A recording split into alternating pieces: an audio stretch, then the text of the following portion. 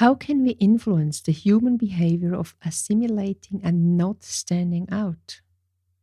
I summarized it in a question, or better in the title, How a Diverse Board Impacts Corporate Integrity.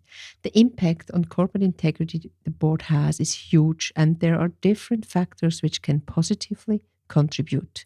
In today's episode, I reflect on different case studies with the goal that also you identify the advantages and disadvantages of the individual constellations in boards. Great to have you here.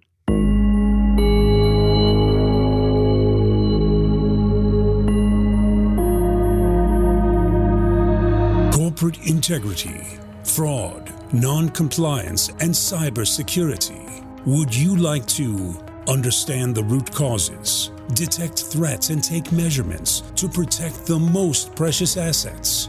As a leader, you need to be prepared and stay actionable in the event of an incident. Sonja Stirnimann talks in her podcast, The Human Factor, Corporate Integrity Matters, to leaders and entrepreneurs who want to have impact, foster corporate integrity, and act as role models.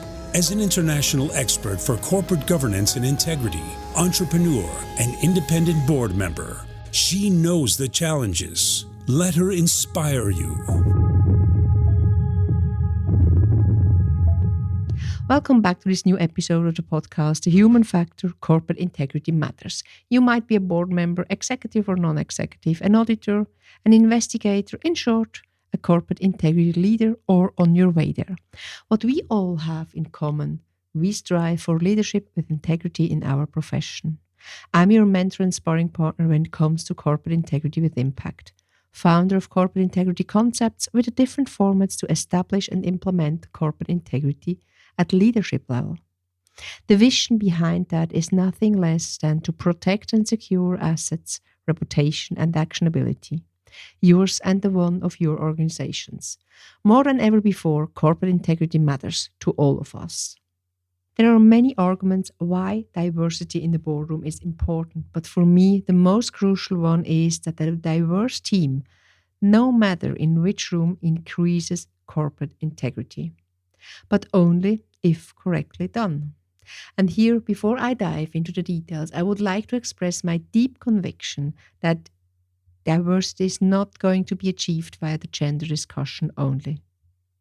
Having witnessed several decision-making processes in boards, either directly or indirectly involved, and coached leaders for thousands of hours, there are so many more aspects to be considered to achieve a diverse board. But more about the uniqueness of our individual diversity in the next few minutes.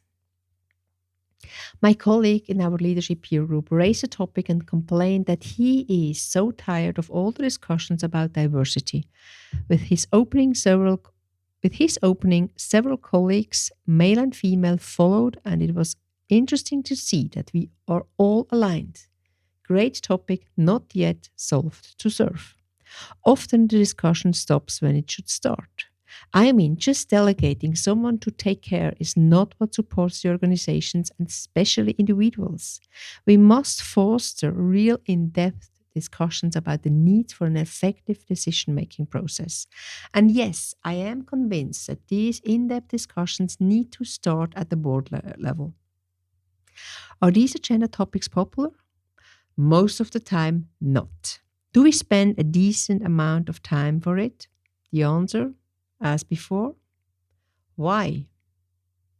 We give it a too low priority.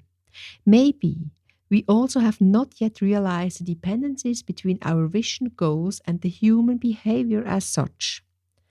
And that is what supports an effective decision-making process to successfully achieve the goals.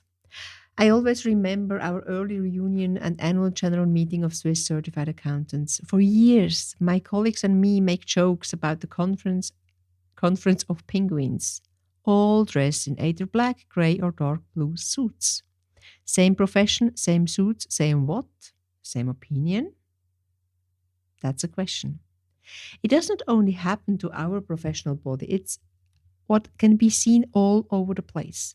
And when we are surrounded by the same species, we even more assimilate automatically. And that is also the first thought I would like to share with you now. How can we influence the human behavior of assimilating and not standing out? The less dependencies the decision makers have within the group, the more likely a culture of diversity can be nurtured. But how does that go together with a culture of corporate integrity? That corporate integrity is fundamental for an organization's going concern is undisputed. I'm not saying that all the responsible already know that before they are hit by a serious incident, but latest afterwards, they recognize what should have been done before. That corporate diversity is one of the pillars of corporate integrity was not yet discussed that often in public. My explanation for that is the fact of putting the diversity discussion too often into the gender box, as mentioned before. But coming back to the question of how to influence our human behavior of feeling more comfortable surrounded by the same than by the different. We are attracted by the differences if we are in our comfort zone, but it immediately changes when harder discussions and arguments are needed. That is also the reason why we consciously must look at the value of a diverse board when things go well. The crises need to be tested in good times to be prepared in bad ones. The rules of how to make use of our own diversity must be outlined before that. In the board, we have the competence matrices, which are reviewed on a regular basis, and the succession plan takes these into consideration to make the skill set as complete as possible. I hardly see that the relevant aspects which would lead to a diverse board are reflected too. Of course, in addition to the diverse complementary skill set. In some of the boards, we are already on the journey of collecting our differences and build our own new picture of the people at the table. Professionally done, these measurements lead to a very powerful and comprehensive picture of resources available or needed if gaps are identified. By saying that, I'm also an advocate for implementing the same approach on team level. The diversity, and I'm talking about real diversity and not only the one I mentioned before, leads to powerful decision-making processes, and that is what we need in our organizations. By starting at the board level, we are not only a role model, but also make sure that strategic decisions are made with a diverse mindset, background, and skill set. Bringing that approach to the entire organization leads to uplifting results and allows a shift towards a culture where assimilation is not needed to contribute for good. This was the episode number 54 of the Human Factor Corporate Integrity Matters, following the motto Corporate Integrity Secures and Empowers Individuals and Organizations. Thank you for listening. My name is Sonja Stirnimann and I'm your host. Stay curious, actionable, and a role model. Take care and goodbye. Would you like to learn more, meet peers, and getting qualified? So visit the website Corporate Integrity Concepts or Corporate Integrity Academy. Or do you think this podcast could be interesting for someone you know? Sharing is caring, and we are always happy to welcome your peers to our community.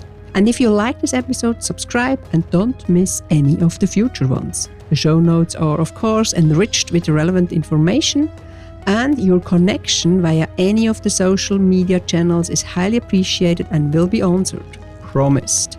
And please do not forget, topics of your interest or interview partners are highly welcome. Just send me a note on any of the channels you know.